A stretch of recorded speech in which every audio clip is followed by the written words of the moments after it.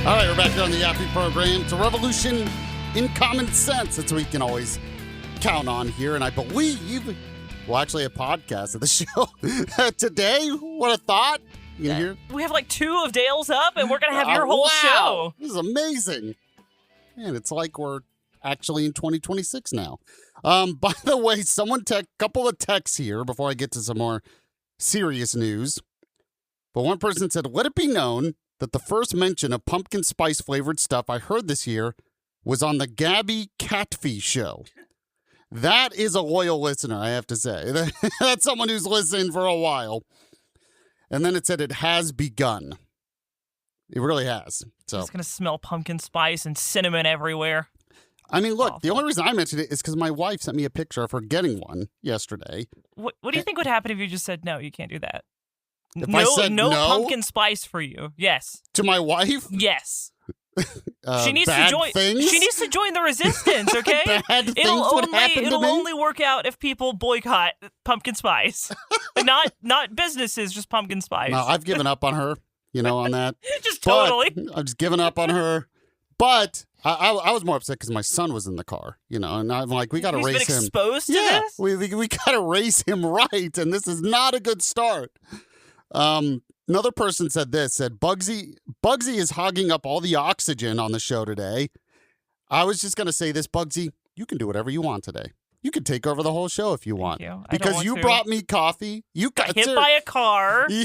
Whatever. Seriously, you brought me this coffee. How dare no one ever say a bad thing about Bugsy ever again. She is my favorite person. You mean Gabby? Gabby. No, I'm Gabby, I thought. You're Catfee. I'm Catfee, you're Gabby? Yeah. I'm confused. We can both be Gabby. I was almost going to drink a be. sip of my coffee on the air.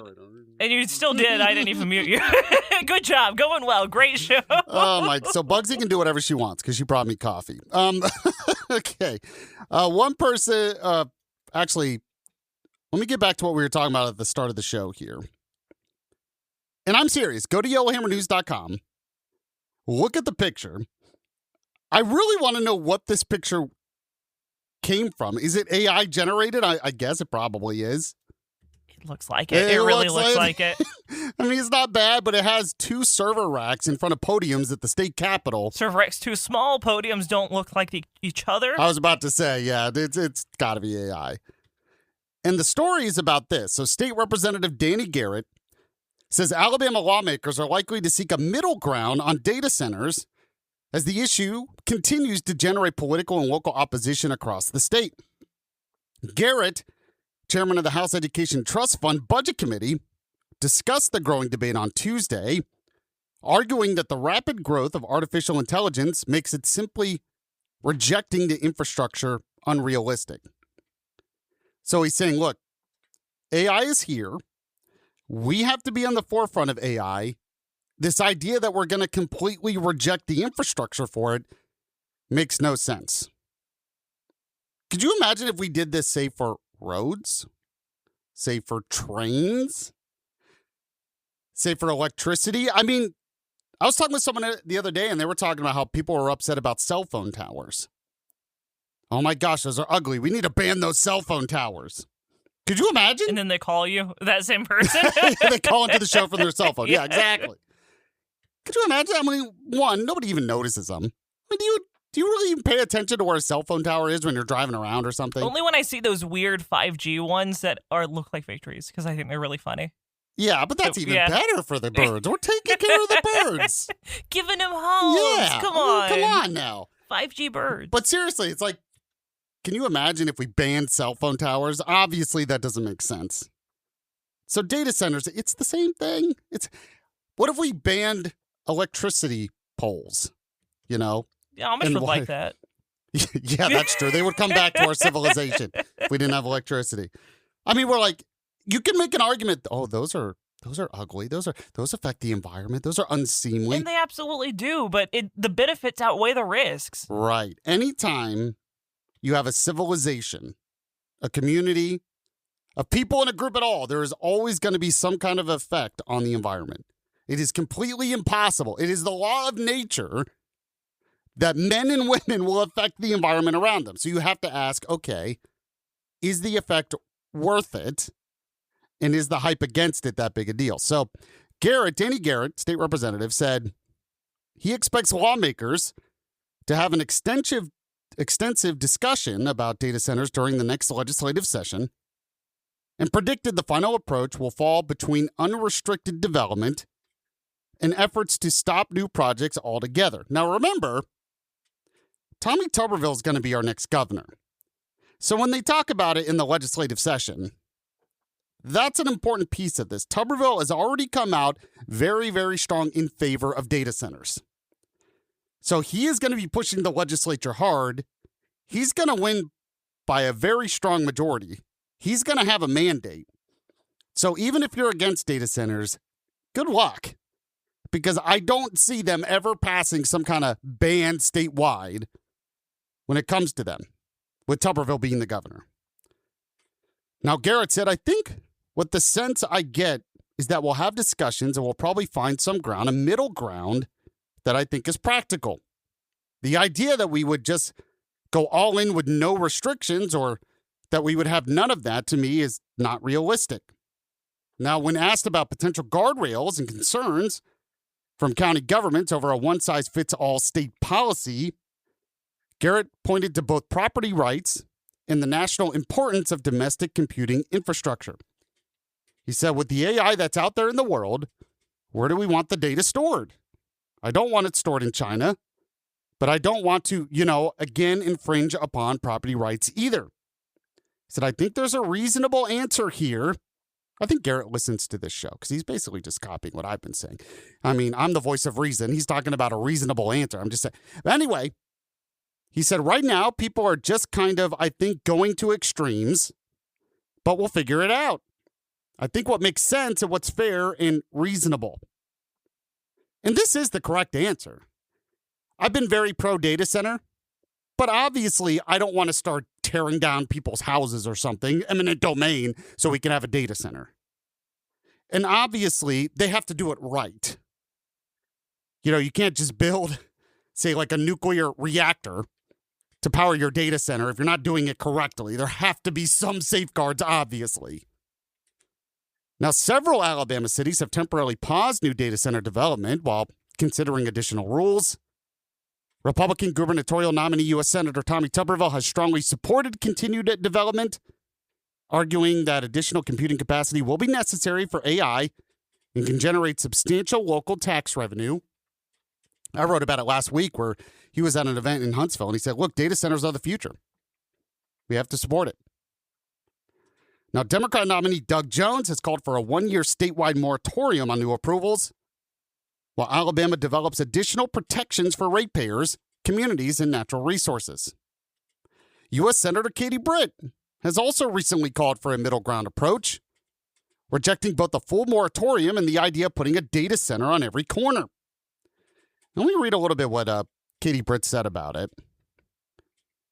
And like I said, I want to get your reaction on the Yaffee text line. Are we finally getting to a point where we can have a reasonable conversation about this? Or is it just all black and white? Is it like, it's like the Lindsay Clancy trial. Yes, I can compare this to the Lindsay Clancy trial. Somehow, some way, I'm going to tie this, I'm going to make this connection. But with the Lindsay Clancy trial, we should look at it like, okay, it's horrific. It's a true crime story. She's either crazy evil or she was just literally mentally insane. And we have to find that out based on the evidence. That should be the conversation there. Instead, the conversation with the trial is, well, this is a sign of the patriarchy and women have it too hard in America. And it's like, what? It's kind of the same thing with data centers. Let's have a conversation on how we can accomplish this without saying, no, ban it for 5 years. So Katie Britt said this. She said, I don't think people who want a data center on every corner is the right avenue. She said, I don't think people who want a full moratorium, I don't think that is the right avenue either. Now, Britt said a local community should weigh potential tax revenue against power demands and other economic development opportunities before deciding whether a project makes sense for them.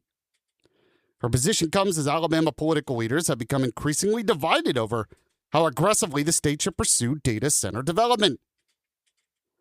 So I want to get your take Obviously, when we get back from the break, we're going to talk about the flock camera issue because it's kind of the same thing. Really is the same thing. But I want to get your take on the Yaffee text line, 866-494-9866, 866-494-WVNN. I tend to think there's an obvious middle ground here. The fact that it's become such a contentious issue, one, says that maybe it's a slow news cycle, and two, it just says social media has made us all dumb. But you can weigh in on the Yaffee text line. Right now, I do have to tell you about my good friends at Jay's Appliance Outlet in Athens. If you're looking maybe for a smart washer, smart dryer, yes, even washers and dryers can have smart technology these days. That actually really helps you out. Or maybe you're looking for any type of washer and dryer, the top brands for the best prices. You also want honest service, quality appliances, trusted local experience. You can get all that at Jay's Appliance Outlet in Athens. Off 72 in Athens. Maybe while you're waiting in line for your pumpkin spice latte or something, go buy an appliance at Jay's. It's right around the corner from the Starbucks, Go to Jay's Appliance. Go while you're waiting. Yeah, exactly. Seriously. You got plenty of time. Jay's Appliance Outlet in Athens. Go to the website, jaysapplianceoutlet.com. At Jay's Appliance Outlet, they believe buying appliances should be simple, affordable, and personal. Serving Athens and North Alabama, they help families and find dependable appliances at prices that make sense for their home and their budget. So you can shop online, jaysapplianceoutlet.com, or give them a call. Going to talk with a real person. They're family-owned and operated. You might even talk to Jay himself. Dial pound 250, say the keywords Jay's Appliance Outlet. When you call them, when you go to the website, when you go to the showroom, let them know Yaffee was the one who sent you. We'll be back in a moment on the Yaffee program. The Yaffee program. Mic Drop, hosted by former Navy SEAL Mike Ridlin. How would you characterize your prowess? I'd say my style is that I just kind of outwork everybody till I get there. Because I'm not a quitter. It's just you, and that's yourself. Whereas everything else is team-oriented. The motivation, it was a sort of anger at myself for being weak. That ends up being the driving factor. That anger, that pride, that ego, I think it's a muscle. It gets stronger. When you take that voice seriously, you start to change your life. Mic Drop. Follow and listen on your favorite platform. Hey, soccer fans! U.S. Soccer's gold medal-winning women's national team faces World Cup champion Spain in an epic showdown at Audi Field in D.C. on October 10th. Don't miss this incredible match. Snag your tickets at ussoccer.com/tickets. The U.S. Soccer Podcast. These players are battered and exhausted, but you don't hurt like this if you don't care about this team, about this country, about this game. I think you can feel the intensity, the goals, the energy, wow, look at us. Here in the U.S., I have got some news for you. There's so much more to come. My name is Megan Klingberg, and we're just getting started. The U.S. Soccer Podcast, presented by Henkel. Follow and listen on your favorite platform.